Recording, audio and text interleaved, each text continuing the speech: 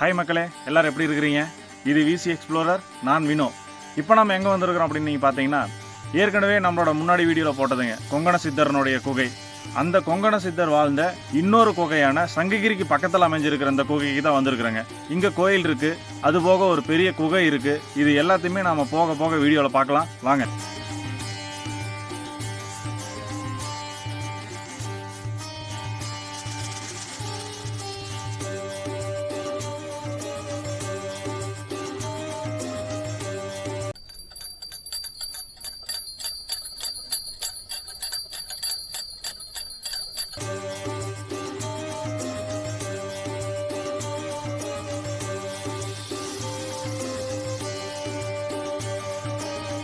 வணக்கம் மக்களே, அனைவருக்கும் புத்தாண்டு நல்வாழ்த்துக்கள்.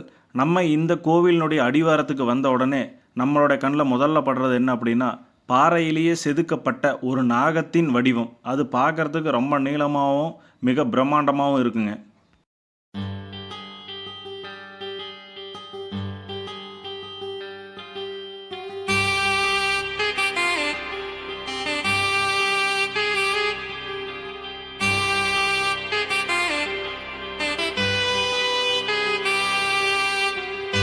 இந்த இடமானது எங்கே அமைஞ்சிருக்குன்னு பார்த்தீங்கன்னா, சங்ககிரி டு எடப்பாடி போகிற வழியில் வேலம்மா வலசு தேவண்ண கவுண்டனூர் அப்படின்ற இடத்துல தான் இந்த லொக்கேஷன் வந்து அமைஞ்சிருக்குங்க. இந்த கொங்கண சித்தரனுடைய புனித ஸ்தலத்திற்கு நம்ம சென்றடைய கரடுமுரடான பாதையை ஒரு 5 to 10 நிமிடம் நம்ம வந்து கடக்க வேண்டியது இருக்குங்க.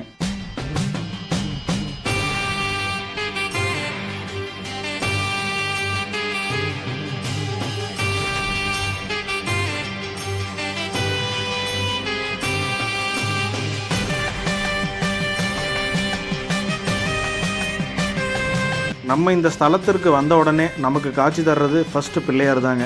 ஸோ பிள்ளையாரை வணங்கி விட்டு அப்படியே கொஞ்சம் தூரம் உள்ளே போனோம் அப்படின்னா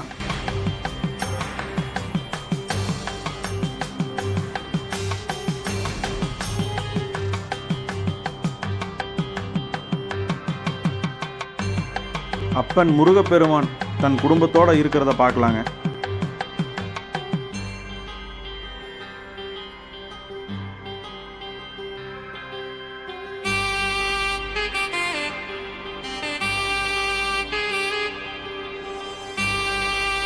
அடுத்தது கொங்கண சித்தர் நமக்கு காட்சி தராருங்க.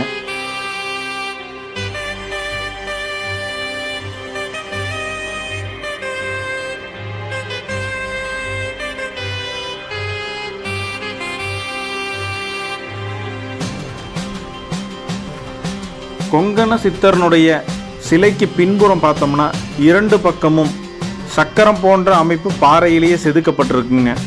அதில் தியான நிலைகள் வந்துட்டு பொறிக்கப்பட்டிருப்பதை நம்ம பார்க்கலாங்க.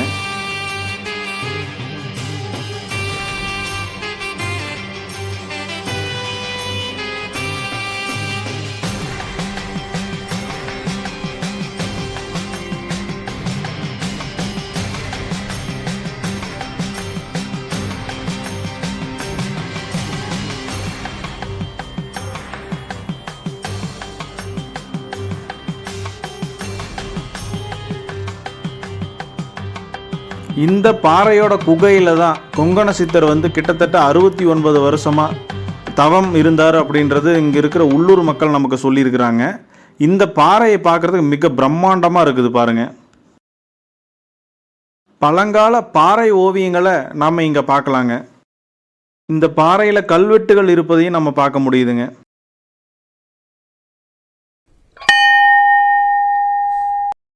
இந்த கொங்கண சித்தர்னுடைய கோவிலுக்கு பின்புறம் நம்ம போனோம்னா சிவன் கோவிலுக்கு போகிற வழி இருக்குதுங்க.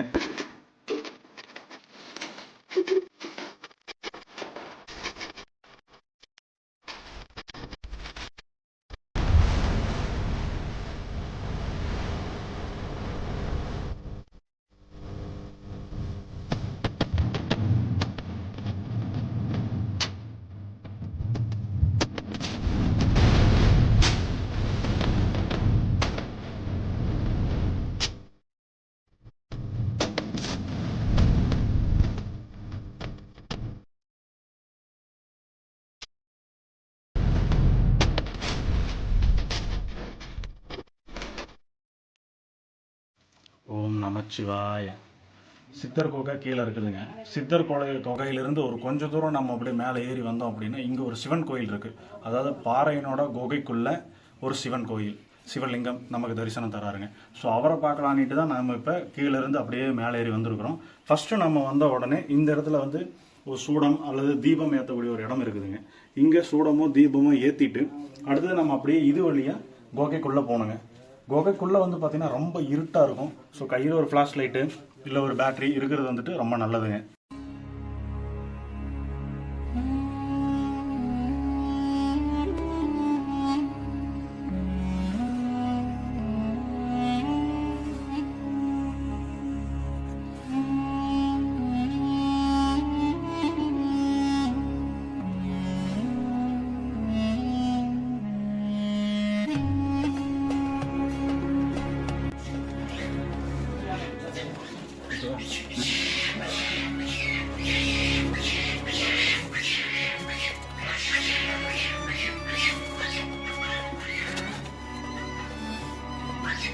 அப்படியே சொல்லு.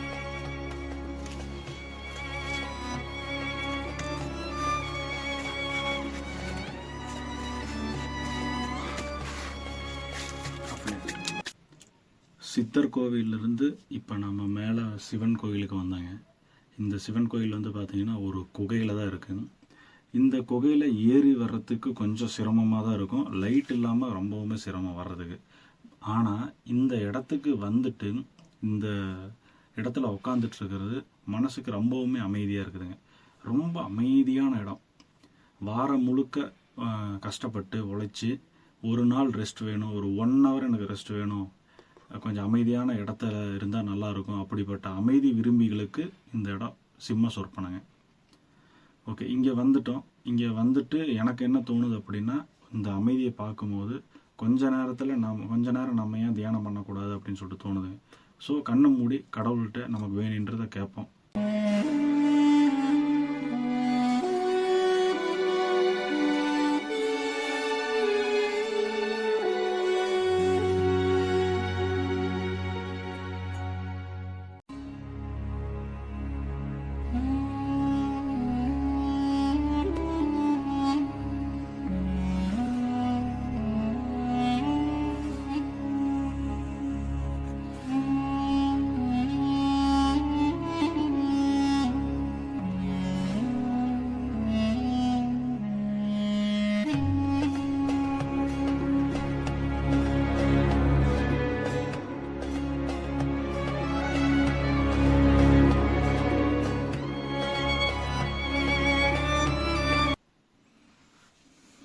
ஓகே மக்களே, மனசுக்கு ரொம்ப அமைதியாக இருக்குதுங்க.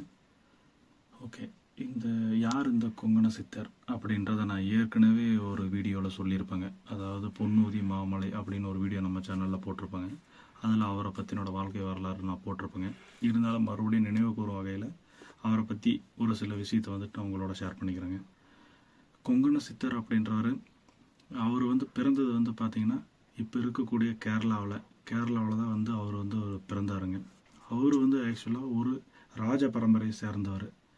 ஸோ தன்னோட 16 வயசு அப்படின்ற போது தன் அப்பா கிட்ட போய் கேட்குறாரு. அவங்க அப்பா பேர் வந்து பார்த்தீங்க அப்படின்னா மகாராஜன் அப்படின்ற மகாராஜா.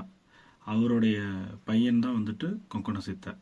அவர் போய் கேட்குறாரு, எனக்கு வந்து வனவாசம் போகணும்பா, காடுகள்லாம் இந்த நாட்டை எல்லாத்தையுமே சுற்றி பார்க்கணும் அப்படின்னு சொல்லிட்டு அவங்க அப்பா கிட்ட கேட்டிருக்கிறாரு. அதனால் தன் மகனுடைய ஆசையை நிறைவேற்றணும் அப்படின்றதுக்காகவே சென்று வா மகனே அப்படின்னு சொல்லி அமைச்சிருக்கிறாருங்க. இவர் தன்னோட கூட ஒரு சிலரோட சேர்ந்துட்டு அப்படியே கண்ணுக்கு தெரிகிற பறவைகள், விலங்குகள் இதெல்லாம் வேட்டையாடி அப்படியே அவர் வந்து சேர்ந்த மலை தான் பொன்னூதி மாமலை. அது வந்து பார்த்திங்கன்னா இங்கே காங்கேயம் டு தாராபுரம் போகிற ரோட்டில் பக்கத்தில் அது இருக்குதுங்க, பொன்னூதி மாமலை. ரொம்ப ஒரு அற்புதமான ஒரு மலைங்க, நல்ல ஒரு இடம். ஸோ அங்கே வந்து கிட்டத்தட்ட அவர் வந்து 300 வருஷம் தவம் இருந்து முருகனை தரிசித்ததா வந்துட்டு சொல்லப்படுதுங்க. ஸோ அங்கே இருந்த மக்களுக்கு வந்துட்டு அவர் மூலிகைகளை பறித்து அதை ஊதி பொண்ணாக மாற்றி கொடுத்து பஞ்சங்களை தீர்த்ததுனால தான் அந்த ஊருக்கு வந்துட்டு, அந்த மலைக்கு வந்துட்டு பொன்னூதி மாமலை அப்படின்னு சொல்லிட்டு பேர் வந்ததாக சொல்கிறாங்க. அப்புறம் அதுபோக மக்களோட நோய்களை தீர்க்கறதுக்காக அவர் நிறைய மூலிகைகள் எல்லாமே கொடுத்து மக்களுக்கு கொடுத்து அந்த நோய்கள்லாம் தீர்த்து வச்சதாகவும் அங்கே வந்து சொல்கிறாங்க. ஸோ அதே மாதிரி அந்த கோயில், அந்த ஊரில் இருக்கிற கோயிலில் முருகர் சிலை, முருகர்னுடைய சிலையை வந்துட்டு இவர் தான் வந்துட்டு உருவாக்குனதாகவும் நமக்கு ஒரு சில வரலாற்று சான்றிதழ்கள் சொல்லுதுங்க. அங்கே அவரோட தவநிலையை முடிச்சுட்டு அடுத்ததாக அவர் வந்த மலை வந்து பார்த்தீங்கன்னா இந்த சங்ககிரி டு எடப்பாடி போகிற ரோட்டில் இருக்கிற இந்த மலைக்கு வந்திருக்கிறார். இந்த மலையில் வந்து எத்தனை நாள் இருந்தார், என்ன பண்ணார் அப்படின்றது வந்துட்டு சரியான சுவடு வந்து கிடைக்கலைங்க. நம்ம இங்கே லோக்கலில் இருந்த மக்கள்கிட்டையும் கேட்டோம், அவங்க யாருக்குமே அதை பற்றி சரியானது தெரியல. ஆனால் ஒன்றே ஒன்று என்ன சொல்கிறாங்க அப்படின்னா, இந்த மலையில் அவர் வந்து இந்த கோகையில் 69 வருஷம் இருந்ததாக வந்துட்டு சொல்கிறாங்கங்க. இந்த மலையில் இருந்துட்டு தான் அடுத்தது அவர் திருப்பதி போயிருக்கிறாரு. திருப்பதி போயிட்டு தான் ஜீவ சமாதி ஆனார் அப்படின்னு சொல்லிட்டு சொல்லப்படுதுங்க.